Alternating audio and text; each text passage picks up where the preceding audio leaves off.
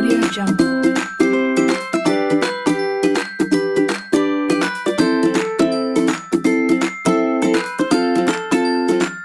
Audio Jungle.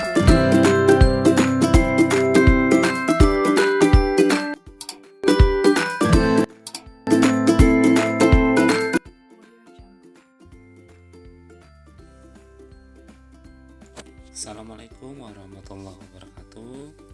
Selamat pagi, salam sejahtera untuk kita semua. Pada hari ini kita bisa bertemu kembali melanjutkan pembelajaran kita bersama Bapak.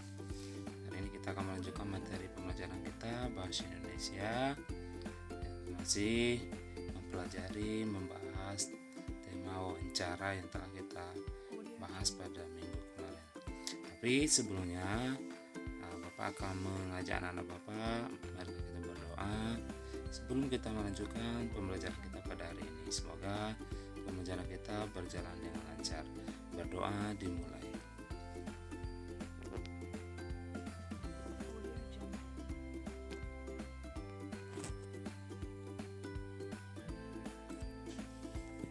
Selesai.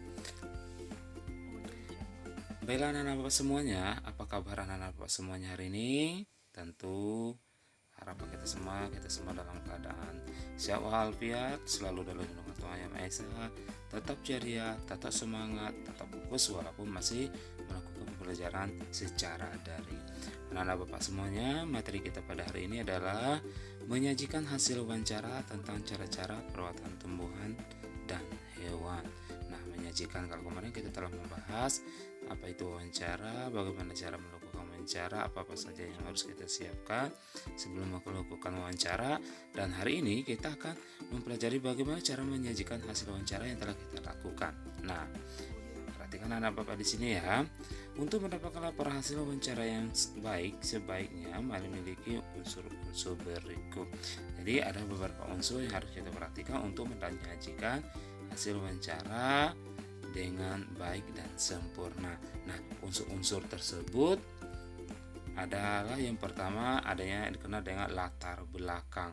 Nah, untuk memudahkan anak-anak Bapak semuanya, anak-anak juga bisa melihat, memperhatikan sambil mendengarkan penjelasan dari Bapak pada buku paket Bahasa Indonesia halaman 20. Di situ ada ya unsur-unsur untuk menyajikan hasil wawancara dengan baik dan sempurna.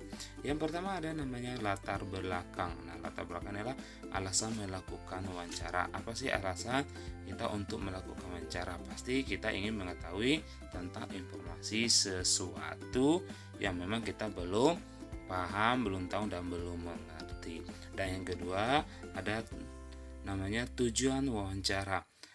Untuk apa kita melakukan wawancara tersebut? Untuk apa wawancara kita lakukan? Kita sudah tahu. Karena dari latar belakang tadi, kita akan mengetahui tujuannya untuk mengetahui informasi tentang masalah yang kita bicarakan dari latar belakang tadi. Dan yang ketiga ada tema. Nah, tema ini inti permasalahan yang akan kita bicarakan pada saat melakukan wawancara. Ini inti masalahnya di sini, sehingga wawancara bisa terlaksana setelah kita mengetahui inti permasalahan yang ingin kita angkat, yang ingin kita sajikan pada saat wawancara itu apa. Dan yang keempat adalah latar wawancara. Nah, latar wawancara di sini berisi tengah waktu, di mana waktunya kapan, bisa siang hari, malam hari, sore hari, ya, apakah bulan Oktober, ya, tanggal berapa, bulan berapa, terus tempatnya di mana, bisa di sekolah, ya, ataupun di tempat-tempat yang lainnya. Itu termasuk adalah latar wawancara, waktu dan tempat pelaksanaan wawancara. Dan yang kelima ada yang namanya identitas pelaku wawancara. Nah, anak-anak Bapak harus tahu ya, kemarin sudah Bapak jelaskan bahwa dua unsur utama yang harus kita kenal dalam melakukan wawancara, harus adanya pewawancara dan narasumber. Nah, setelah kita mengetahui adanya pewawancara dan narasumber, kita harus mengetahui identitasnya. Identitas itu adalah biodata dari pewawancara dan narasumber. Biasanya nanti identitas, ya, nama pewawancara siapa, nama narasumbernya siapa, pekerjaannya apa juga kita harus tahu, ya. Jadi kita membuatnya di dalam identitas pelaku wawancara.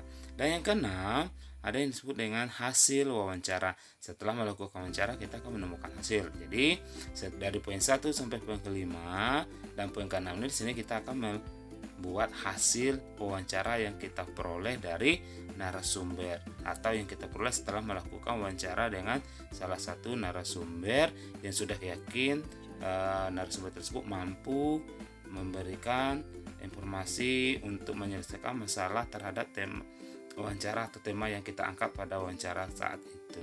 Jadi kita buat di sini, kita tulislah hasil dari wawancara yang kita dapatkan, ya, dari apa-apa saja yang kita dengarkan, apa-apa saja yang kita dapatkan informasi dari narasumber yang kita pilih.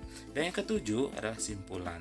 Nah, simpulan ini artinya kesimpulan dari uraian wawancara yang kita lakukan, nanti kita simpulkan secara keseluruhan apa sih yang kita bicarakan, ya, apa yang kita dapatkan. Nah, di simpulan wawancara berisi pendapat wawancara terhadap informasi yang diperoleh dari narasumber. Setelah melakukan wawancara, kita simpulkan berdasarkan informasi yang sudah kita rangkum, yang semua sudah kita dapat dari narasumber, kita simpulkan. Jadi disinilah yang merupakan unsur-unsur untuk menyajikan hasil wawancara supaya kita dapat menyajikan atau memaparkan secara baik dan sempurna.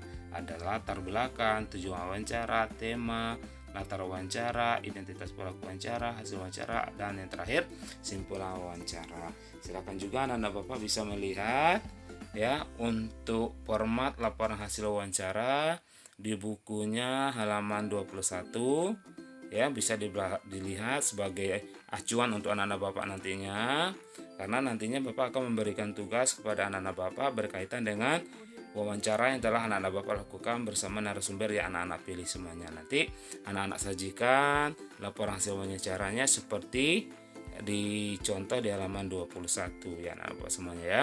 Nah, di sini Bapak telah membuat laporan hasil wawancara untuk anak-anak Bapak kelas 3A, yang mana latar belakangnya sudah Bapak isi, ya. Latar belakangnya adalah anak-anak murid kelas 3A SD PMM mendapatkan tugas dari guru bahasa Indonesia untuk mewawancari narasumber. Anak-anak memilih mencari orang tuanya di rumah ataupun narasumber yang lain. Wawancara tersebut dilakukan untuk menyelesaikan tugas yang diberikan. Nah, ini latar belakangnya sudah Bapak buat. Nah, sehingga tugas anak-anak Bapak selanjutnya nanti akan melanjutkan unsur-unsur yang lain seperti tujuan wawancara, tema wawancara, latar wawancara, identitas pelaku wawancara, dan seterusnya. Nah, ini untuk laporan hasil wawancaranya anak-anak buat berdasarkan wawancara yang telah anak-anak lakukan minggu kemarin, ya. Jadi bisa dilihat lagi video yang sudah dikirimkan ke Bapak, dilihat, didengar sambil membuat laporan hasil wawancaranya. Nanti bisa ada acuannya di halaman 20 dan 21 di buku paketnya anak-anak Bapak semuanya, ya. Bapak rasa untuk membuat laporan hasil wawancara ini tidak ada kesulitan karena anak-anak Bapak tinggal mengambil apa-apa saja yang telah anak-anak Bapak lakukan ketika wawancara minggu kemarin. Bisa dilihat, didengar kembali di video yang sudah anak-anak Bapak buat sendiri, ya anak-anak Bapak semuanya, ya. Bapak rasa untuk hari ini materi yang Bapak sampaikan cukup sekian dulu. Besar harapan anak Bapak bisa membuat laporan hasil wawancaranya sendiri-sendiri dengan baik. Kalau ada kesulitan atau hambatan boleh bertanya kepada orang tua ataupun siapa yang dianggap bisa membantu. Oke anak-anak Bapak semuanya, ya. Cukup sekian dari Bapak hari ini. Wassalamualaikum warahmatullahi wabarakatuh.